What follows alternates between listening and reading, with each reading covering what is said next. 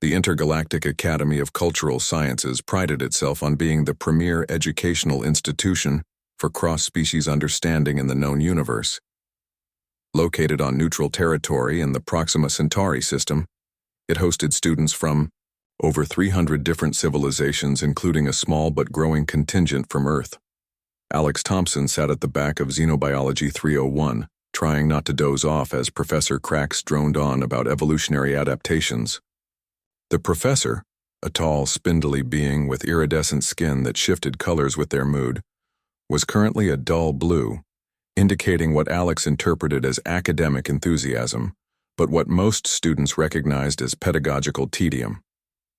"Today," announced Professor Krax, their skin brightening slightly, "we begin our unit on dangerous predators from across the galaxy."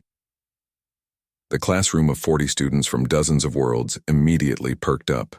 Even Alex, who had been sketching idle doodles of Earth animals in his notebook, looked up with interest.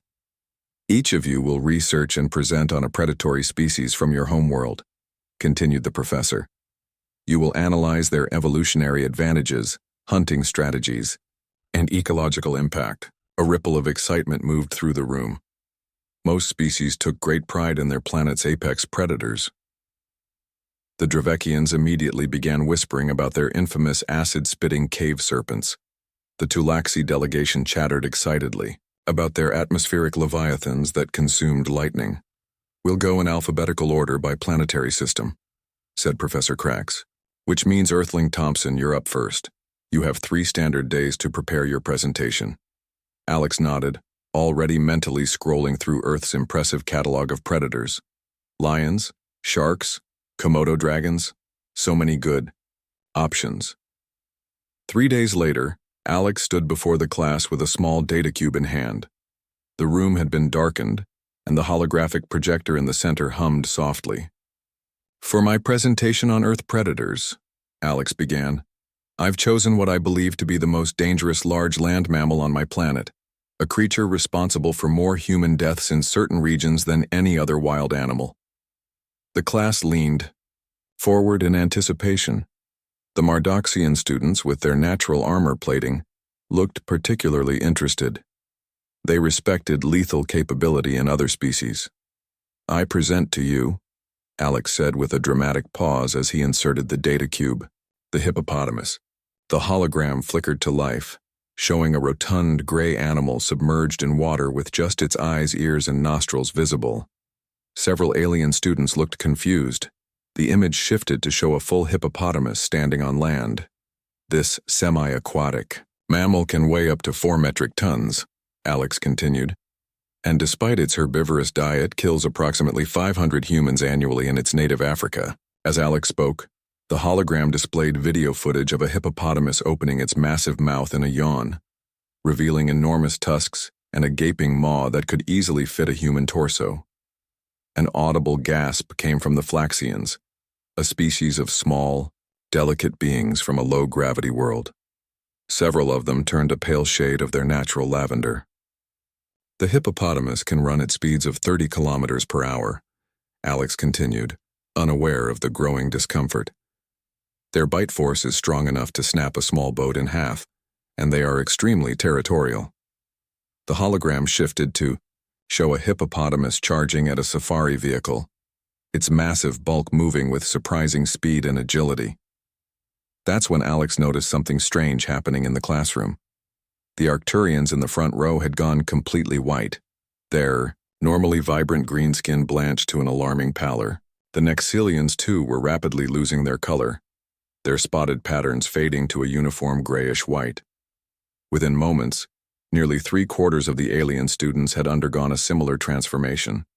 Some were trembling visibly. Others sat frozen in apparent shock. Professor Krax's skin had turned a vivid orange, the color of alert and concern. "Mr. Thompson," they interrupted, "perhaps you could pause your presentation?" Alex stopped, confused. "Did I say something wrong?" It was Kel, a Venusian exchange student and Alex's closest friend at the academy, who finally explained. "It's a prey response," Kel whispered. their own copper-toned skin unchanged as their species had evolved from carnivores. Most species here evolved from prey animals. They're having an instinctive fear reaction. Only then did Alex understand. To alien biology, especially those evolved from herbivorous or prey species, the hippopotamus represented an almost perfect predator.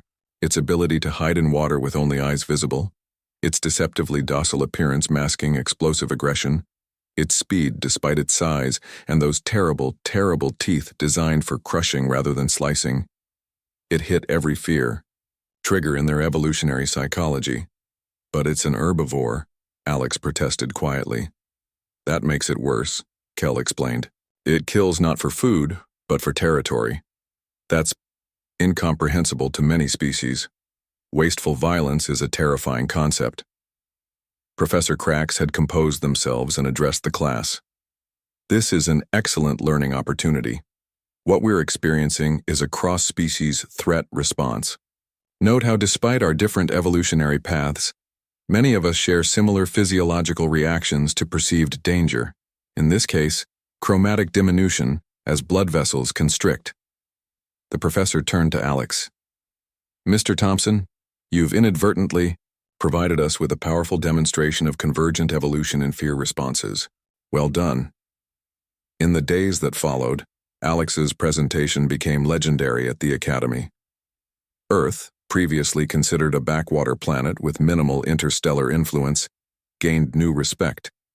If Earth harbored creatures like the hippopotamus, creatures that could trigger pan-galactic fear responses, what other terrors might humans casually coexist with? When the Galactic Council convened its quarterly security assessment, Earth was quietly moved up 3 categories in the potential threat matrix.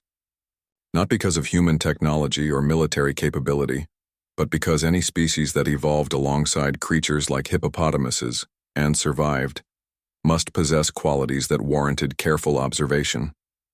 Alex never did finish the presentation, but he received top marks in xenobiology and an offer to join Professor Krax's research team studying interspecies fear responses.